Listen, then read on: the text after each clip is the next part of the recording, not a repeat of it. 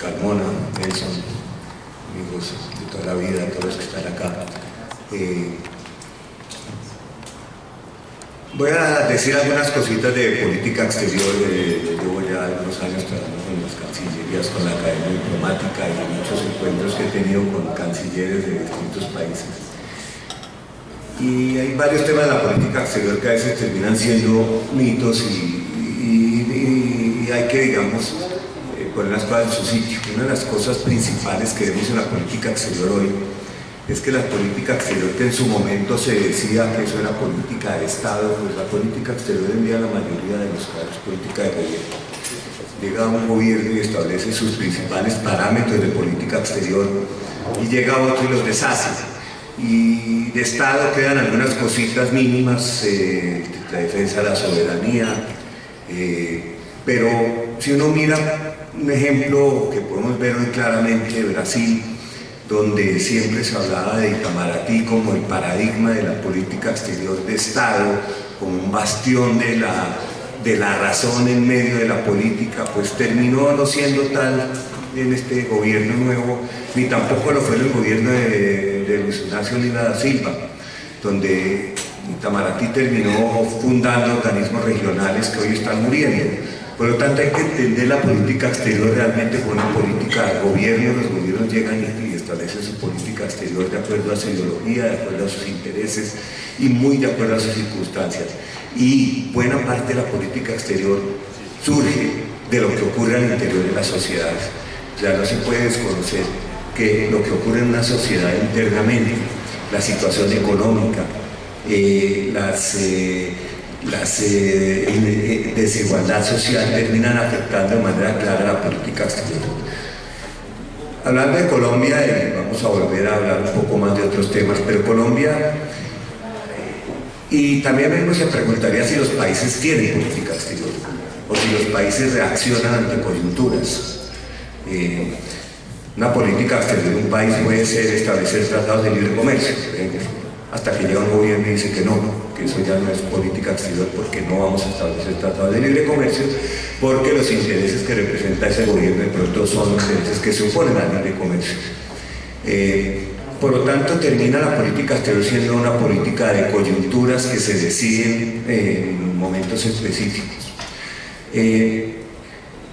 Yo pienso que en política exterior Colombia, desde la pérdida de Panamá, Colombia ha tenido una política exterior muy compleja, una política exterior donde quizás la pérdida de Panamá fue el gran fracaso de la política exterior colombiana y de la política interior colombiana. La política en Panamá y no entender la dinámica de las relaciones internacionales se calmó en aquel momento con la doctrina Monroe en su apogeo, América para los americanos. Se perdió Panamá y eso fue un golpe a la política exterior colombiana que sigue gravitando en nuestro país como algo que nosotros pretendemos que no pasó. Y de ahí en adelante la política exterior colombiana, especialmente después de la Segunda Guerra Mundial, ha sido completamente respice polvo. Nosotros somos aliados de Estados Unidos y eso no tiene nada de malo, pero somos aliados de una manera que no lo es ningún otro país de América Latina, ni siquiera los países de Centroamérica. Cuando fue la guerra de Corea, Colombia fue el único país de América Latina que hizo parte del contingente de Naciones Unidas, que era un contingente de Estados Unidos, porque Estados Unidos Naciones Unidas decidió enviar tropas a Corea por encima de un veto en el Consejo de Seguridad, en el único caso que eso se ha hecho, donde la entonces Unión Soviética vetó la resolución de intervenir en la guerra de Corea y Naciones Unidas utilizó una figura poco conocida donde la Asamblea General pasó por encima del veto. Eso no se ha vuelto a hacer y se creó ese contingente de Naciones Unidas del cual el batallón Colombia hizo parte.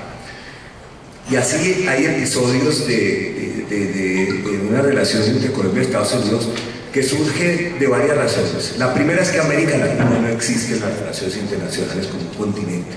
Aquí nunca hemos estado unidos y no lo vamos a hacer, por lo menos no veo cómo América Latina va a crear una política exterior con intereses comunes. Acá cada país manejó su política exterior, a veces hubo unas alianzas y luego hubo otras, y los últimos años son muy disidentes al respecto. Entonces, Colombia es el gran aliado de Estados Unidos en casi toda América Latina. Los latinoamericanos leen primero el New York Times que cualquier periódico de sus países vecinos, porque estamos muy orientados a allá. Y nunca creamos realmente los experimentos de integración han dejado más sinsabores que otra cosa, desde el Pacto Andino y pasando por otros muchos que no voy a mencionar ahorita. Después de la guerra de Corea vinieron una serie de factores donde Colombia, ya por su situación interna, tuvo que aliarse demasiado a Estados Unidos. Pero hay otro. Cuando se firmaron los acuerdos de Camp David entre Egipto e Israel, que Naciones Unidas no estableció cascos azules porque la Unión Soviética vetó el envío de cascos azules al Sinaí. Entonces se establece la Multinational Observer Force, que es una fuerza de observadores manejada por Estados Unidos, y Colombia hizo parte de él. Fue el único país de Latinoamérica, hoy está Uruguay también, pero Colombia respondió al llamado de Estados Unidos de hacer parte de esa fuerza multinacional que no era de Naciones Unidas y sigue sin ser de Naciones Unidas, Multinational Observer Force. Y entonces esa alianza militar, política entre Colombia y Estados Unidos que comenzó por la guerra de Corea, por unas circunstancias no necesariamente tan claras, porque Colombia lo hizo entonces. Ya cuando acá comenzó el narcotráfico, a Colombia no le quedó alternativa sino los trabajadores de Estados Unidos quisieran. Y ya la política interna y la situación del narcotráfico llevó a que Colombia tuviera que trabajar de la mano con Estados Unidos.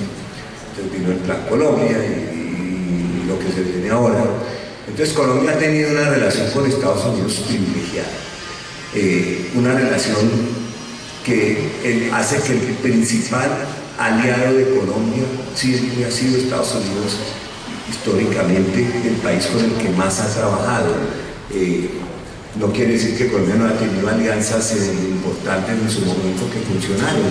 Y viendo la situación de Colombia ahora, no puede irse al final de la dictadura Somoza en Nicaragua, cuando se crea el grupo de Contadora. Ese fue un tema que vamos a hablar ahora más adelante, que sí fue un grupo de países, estilo Grupo de Lima, que creó el grupo de Contadora. Estaba Venezuela, estaba Colombia, México y tal vez otro más, que lograron realmente negociar. No se logró un acuerdo, pero buscaron el fin de la dictadura de Somoza, buscaron el aislamiento internacional de Somoza, el apoyo al Frente Sandinista de Liberación Nacional, y fue un experimento exitoso en ese tipo de diplomacia nueva, que es una diplomacia de grupos que se juntan para un tema específico. Eso podemos llamarlo multilateralismo por demanda. Es decir, si los organismos internacionales con su pesada burocracia y todo no se mueven, pues ese tipo de grupos, pues Lima en este caso, que vamos a hablar más adelante, pues también. Entonces en el experimento de Contadora fue un experimento exitoso en una intervención de Colombia en el tema de Centroamérica. Entonces la política exterior colombiana comienza una política muy alrededor de coyunturas.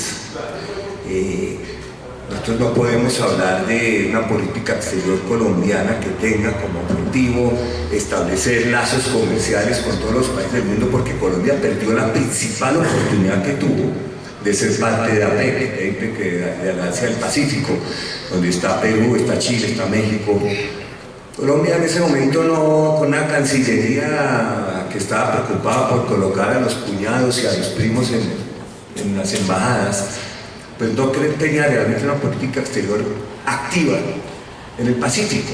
¿Y qué refleja eso? Pues refleja nuestro Pacífico, que es lo que tenemos en nuestro otro Pacífico, una zona subdesarrollada, con unos, que si nosotros comparamos la zona del Pacífico colombiano con el resto del país, si hacemos una comparación que se puede hacer entre Colombia y algún país africano o asiático, pues la zona del Pacífico es peor que eso. Entonces, el poco desarrollo nuestro en el Pacífico, por no decir el abandono completo del Pacífico, se refleja en que Colombia no hizo parte de esa alianza tan importante. Cuando quiso entrar, ya las puertas estaban cerradas. Entonces, como digo, la política exterior colombiana es una política de coyunturas. ¿Para qué nos sirve a nosotros la política exterior? Pues, ¿para qué tiene un país política exterior? Para proteger su soberanía y sus intereses. Y si nosotros vemos el caso de Nicaragua, pues, poniéndolo en su debido contexto, el Tratado de Guerra Bárcenas que firmamos en 1928, en el cual Nicaragua acepta la soberanía colombiana sobre el archipiélago de San Andrés. Esa es una parte. ¿Cuál es la otra parte? La moneda, que fue lo que se dio Colombia. Toda la Misquitia, toda la costa centroamericana en el Atlántico, que es también bastante retrasada, era territorio colombiano.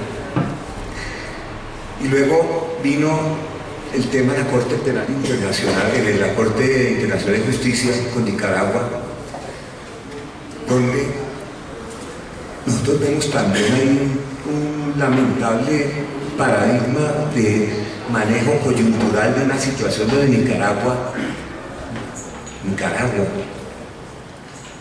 nos dio una gran lección de cómo se manejan esos temas.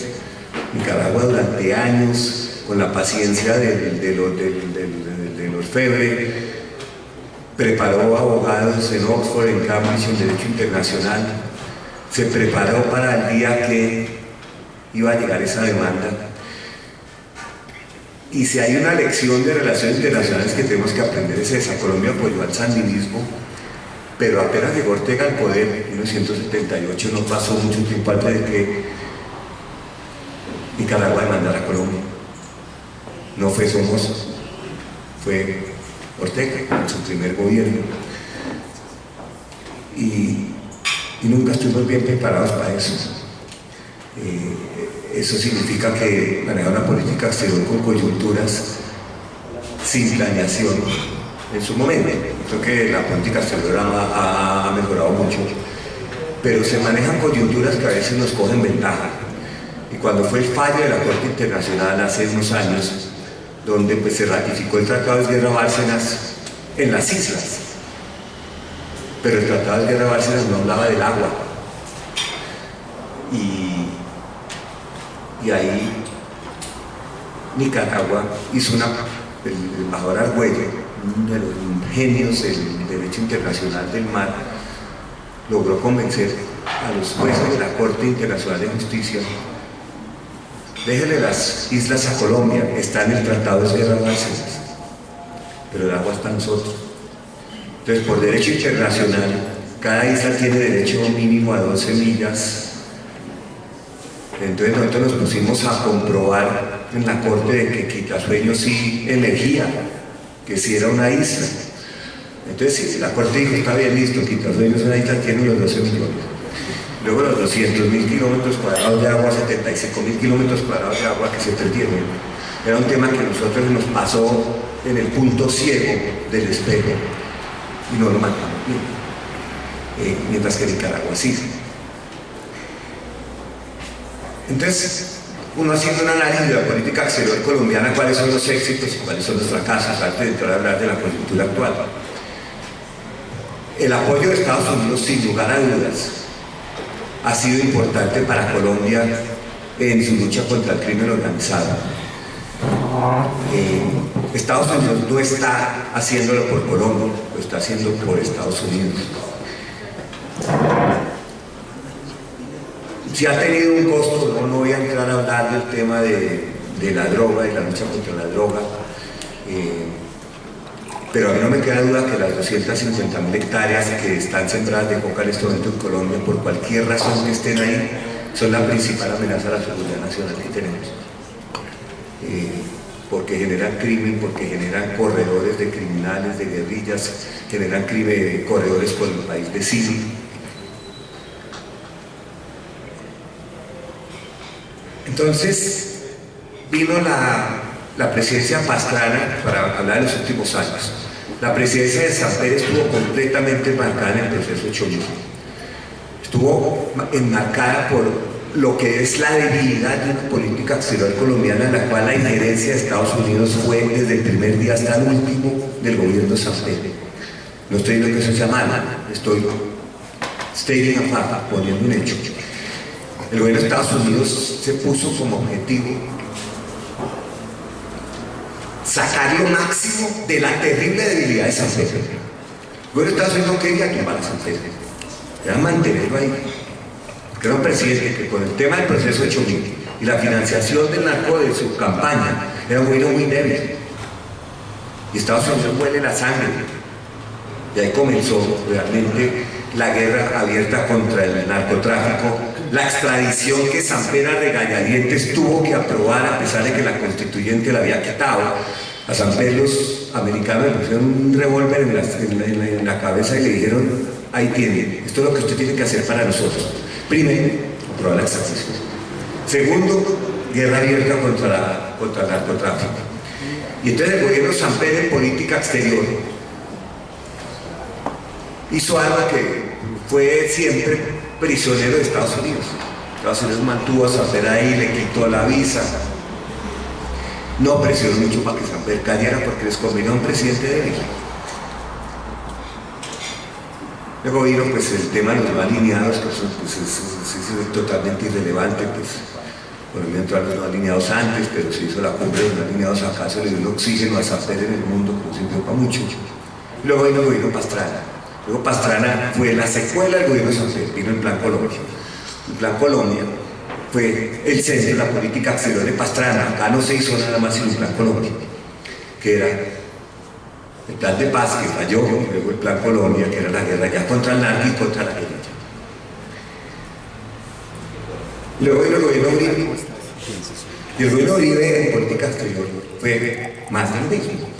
Era seguir esa guerra, esta sí con mucho apoyo, tanto interno como externo. Porque en la época de San Pedro, Colombia estaba clasificado ya como un estado fallido. Un tercio del territorio no era controlado por el gobierno. Un porcentaje importante de la economía era economía ilegal. Y lo que caracteriza a un estado fallido, el primer elemento es no controlar su territorio. Y realmente fueron los años de la inseguridad total, y Colombia además estigmatizado en el mundo como un país narco. Hoy en día pues, uno puede hablar de Somalia, puede hablar de Afganistán como países de lo que era Colombia en ese momento. Y esa recuperación del estado fallido a un estado viable se dio pues, con el gobierno de Pastrana, el comienzo del Plan Colombia, y luego con el gobierno de Uribe. La política exterior de Uribe fue orientada completamente hacia la extinción de la guerrilla. En una coyuntura donde América Latina se fue a la izquierda. Y ahí es donde el gobierno de Uribe, en la época de su gobierno, estuvo aislado realmente de América del Sur y América del Sur principalmente. Ahí se creó UNASUR, ese embeleco que inventaron Chávez y Lula, donde Colombia fue un cuerpo extraño. Colombia al comienzo no firmó el acuerdo de defensa y seguridad.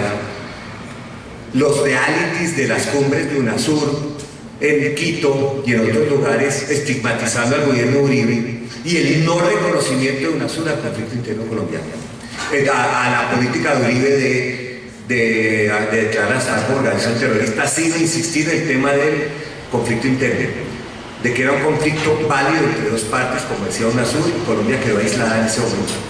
No era la primera vez que Colombia estaba aislada. El aislamiento de Colombia tuvo un capítulo muy importante en la Guerra de las Malvinas. En la Guerra de las Malvinas, en las calles de Buenos Aires, en 1982, están pintados los grafitis Colombia, Caribe, América, porque en la OEA y en Naciones Unidas, Colombia no apoyó a Argentina.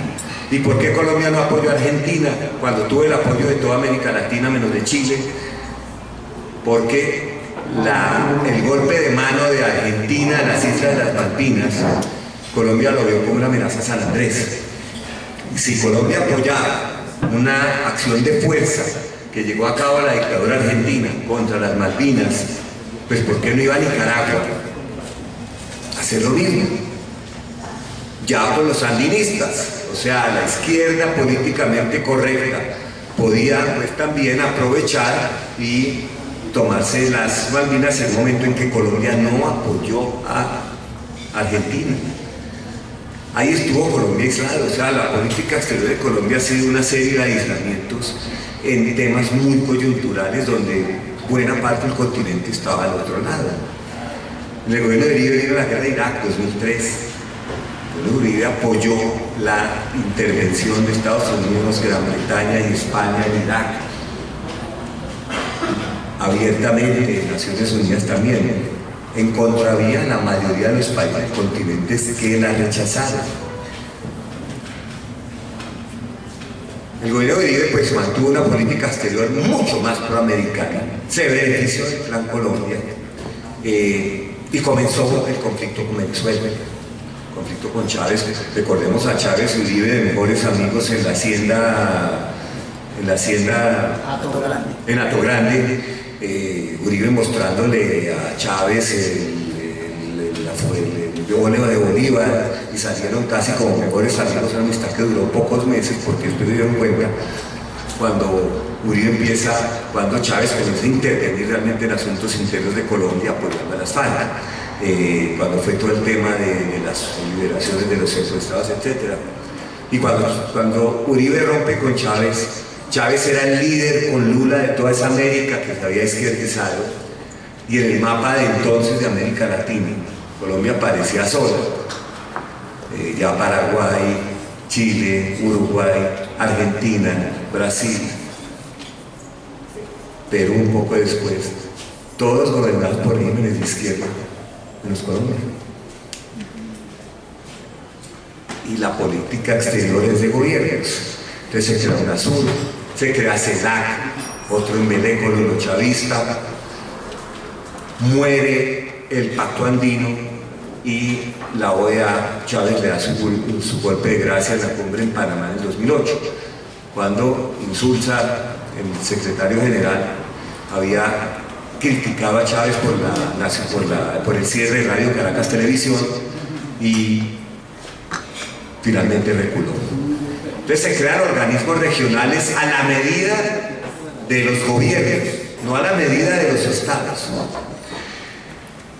Luego viene el gobierno de Santos, y el gobierno de Santos pues ya cambia el chip, porque el gobierno de Santos entra teniendo como su principal objetivo el acuerdo de paz. Y con eso se ganó a todos los países de América Latina, no importa el color, y comienza pues un periodo de política exterior que tuvo varios éxitos sin duda alguna.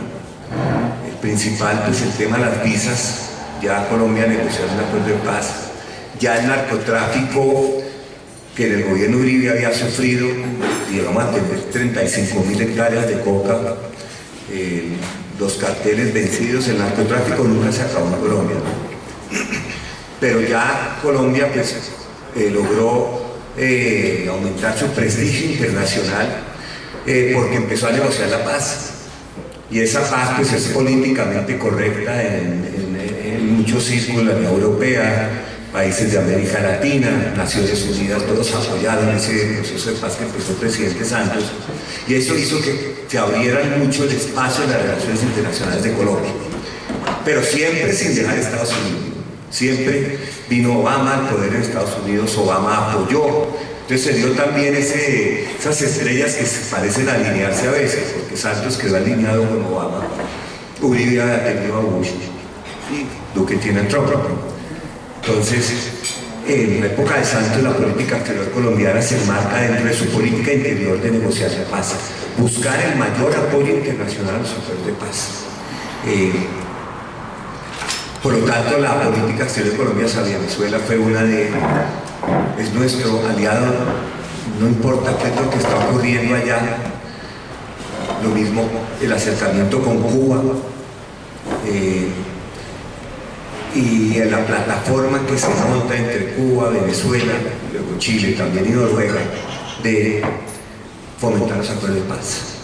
Entonces toda esa política exterior colombiana se enmarca dentro de eso, de María Ángela Holguín y el presidente Santos viajando a Europa a buscar apoyo a los acuerdos de paz, promesas que normalmente no se cumplen, de ayuda económica, que la logró, y Colombia empezó a ser el país de moda por ese proceso de paz que finalmente se firma,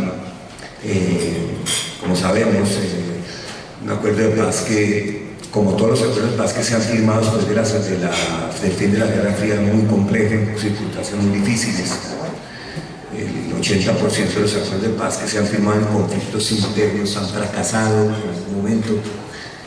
Las guerras han regresado, tenemos Angola, tenemos Filipinas, tenemos Mozambique. Pero digamos que todo esto, la coyuntura interna movió la política exterior. Y ahorita nos vamos al gobierno de Duque. Y para decir algo muy importante, el gobierno de Duque desde la campaña,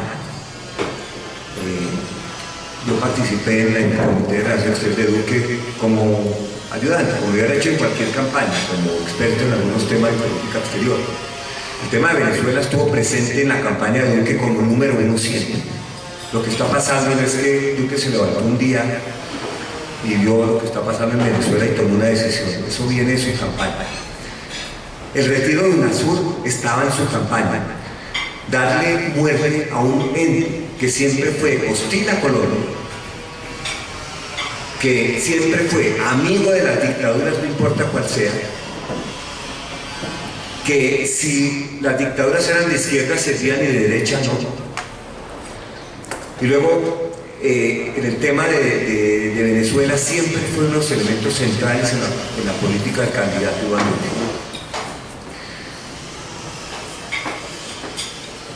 Y otro de los temas en la campaña de Iván Duque tenía que ver con fortalecer la OEA.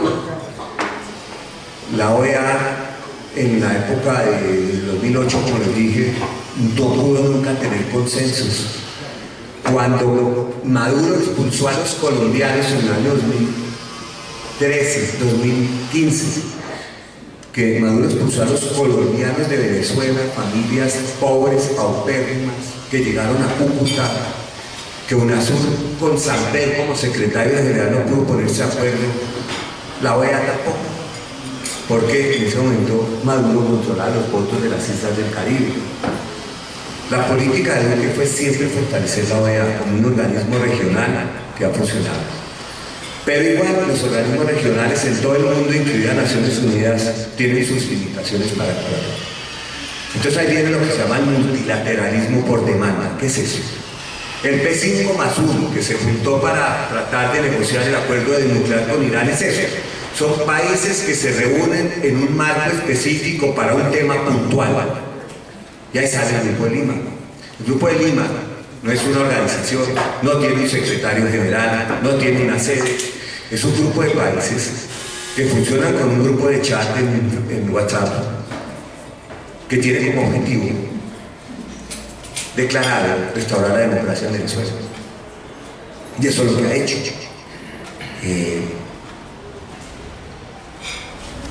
Y Colombia, sin duda, se la está jugando todo por la caída de Maduro. Es un riesgo, es una política exterior riesgosa. Porque el riesgo es que te quieras quedar. Es decir, el riesgo es que Maduro se quede. Y no podemos descartar que eso pase. Quizás no pase, pero supongamos que sí pasa. Cuando esté Maduro en su escritorio, ya con las pies encima del escritorio, ya respirando tranquilo, con Padrino López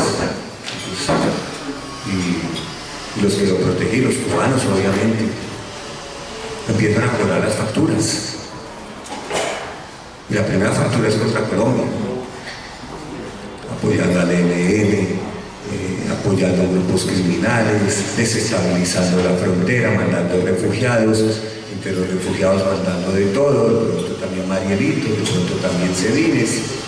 O sea, es un riesgo, es una política riesgosa, y por eso hay que darle crédito al presidente Uribe, que está jugándosela toda en una alianza con Estados Unidos, porque presidente Uribe como la vicepresidenta. Entonces, es una política que tiene un gran riesgo para Colombia y que está acaparando la política exterior colombiana en este momento. Colombia denunció a UNASUR, ese es el trámite jurídico para retirarse. Está en ciernes la fundación de otro organismo regional al que pues, no le doy mucho futuro, pero tiene un objetivo que es PROSUR. va a haber la reunión inaugural de Prosur fundacional en unas pocas semanas. Pero Prosur sí tiene un objetivo. Prosur, que no creo mucho ya en los organismos regionales, pero cuando UNASUR se acabe, ¿qué pasa con los activos de UNASUR? UNASUR tiene unos activos, tiene unos dineros, tiene unas cuotas, tiene un edificio que hasta el presidente Lenín Moreno ya se aceptó. Entonces, ¿quién se queda con esos activos? Pues sería Prosur. Pero la política exterior del presidente Duque pues tiene el gran riesgo de lo que está en juego, porque más allá del Grupo de Lima, Colombia se ha separado de algunas de las posiciones del Grupo de Lima en su momento de no descartar todas las opciones. Hoy en día ha sido más enfático en el tema de no utilizar la fuerza, pero Colombia aparece como el aliado de Estados Unidos. La última carátula de semana aparece Duque con Pompeo, ni siquiera con el vicepresidente y con Guaidó, lo cual es una política exterior que tiene riesgos, no hay duda que es un riesgo. O sea, Brasil hace parte del Grupo de Lima, Argentina hace parte del Grupo de Lima, Chile hace parte del Grupo de Lima, pero no han tenido ese liderazgo, esa posición tan clara de hablar de la salida de Maduro. Eso es una política exterior muy activa de Colombia, similar a la que tuvo en el Grupo de Contadora, pero el Grupo de Contadora Colombia era 1 entre 4. Acá Colombia es primo entre pares, y eso no hay duda. Como digo, no está exenta de riesgos, pero ¿cuáles son los beneficios que le esperan a Colombia? Son muchos. Digo que todo, que ya deje de existir esa retaguardia, va a seguir existiendo. Allá puede llegar Guaidó, puede llegar el que sea. Las fronteras en nuestros países han sido conocidas por ser espacios fuera del control del Estado. O sea que si mañana llega Guaidó, el ELN va a desaparecer de Venezuela, no, pero no va a tener apoyo militar. Las fronteras son fronteras, las fronteras nuestras, no las controla el Estado, y las fronteras de Venezuela, en el Amazonas, en el Orinoco, 2.400 kilómetros de frontera, tampoco las controla el Estado. Pero se pierde esa retaguardia hasta acá. Las posibilidades económicas para Colombia en la reconstrucción de Venezuela son gigantescas. Eso puede significar realmente un incremento importante en las exportaciones, en la actividad económica colombiana, que puede llegar en un momento a un crecimiento que nunca se ha tenido acá del 7 y el 8%, trabajando en la reconstrucción de Venezuela. Porque Colombia tiene las ventajas de ser el vecino y de habérsela jugado y ganado. Hay que ganar dinero. Entonces Colombia en este momento en su política exterior, en el tema de tratados de libre comercio, el presidente Iván Duque no es muy amigo de ellos. Lamentablemente el presidente Iván Duque le puso un frenazo a uno de los grandes éxitos que fue la política de Santos, que es la Alianza del Pacífico. El Pacífico es un tratado comercial entre Chile, México, Colombia y Perú. Se ha frenado, y se ha frenado el gobierno de Duque por iniciativa del presidente Iván Duque. Protección de algunos sectores de la economía que pueden verse afectados. Por lo tanto, como digo, la política exterior termina siendo el gobierno. Yo ya voy a concluir acá diciendo que obviamente que la política nuestra en este momento a nivel del exterior está completamente concentrada en el tema de Venezuela. El canciller hace sus giras en Europa, estuvo ahorita en Escandinavia, y todo el tema central es Venezuela. Más allá de la ayuda que está pidiendo Colombia, que siempre pide ayuda para distintos proyectos,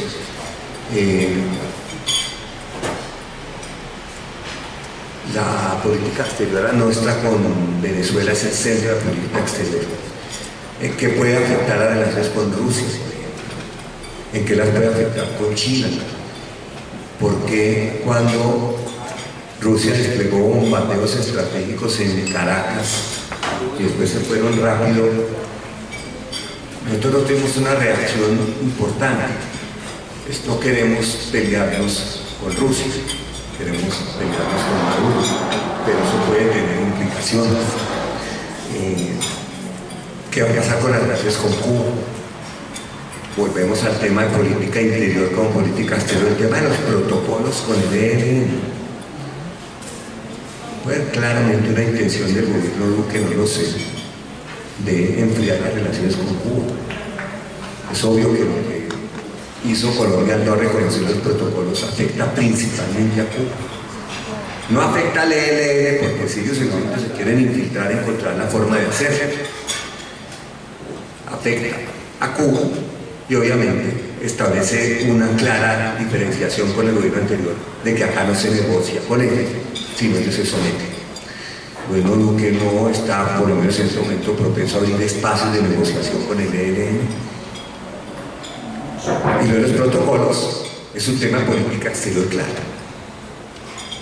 Y más allá de si se cumplen o no se cumplen, o si se tienen que cumplir y si son válidos en el derecho internacional, bueno, está una intención posible del gobierno colombiano de enfriar las relaciones con Cuba, decir a Cuba, mire, lo que se ha hecho no se sigue haciendo, lo que era no sigue siendo, acá no, lo que se ha venido haciendo siempre se va a seguir haciendo.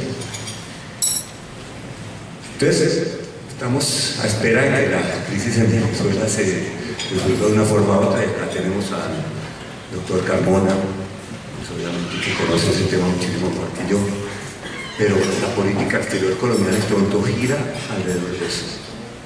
El Grupo de Lima empieza a mostrar fracturas,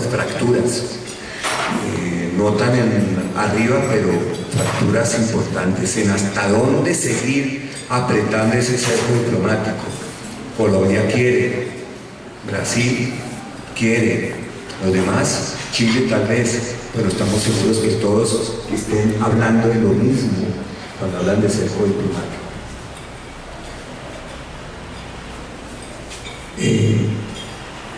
Entonces, ya para terminar, la política exterior colombiana es una política muy de coyunturas junto con gobiernos. Es decir, que un gobierno en una coyuntura maneja una política exterior. Y si en esa misma coyuntura hubiera habido otro gobierno, es posible que se hubiera manejado diferente. Y nada más diciente eso que ahora, ¿cómo hubieran manejado otros gobiernos la política actual vis-a-vis Venezuela? Toda la estrategia que se creó, las reuniones preliminares que hubo en la Cancillería, que ya aparecieron en los medios, con Guaidó, los miembros del Grupo de Lima. Eso es claramente una estrategia que se reúne en unos países a ingerir abiertamente los asuntos de otros. Eso es una política exterior muy arriesgada, pero muy clara. Eso es política exterior, de coyuntura. Con eso termino, que no sé cuánto me pasé, pero gracias a todos.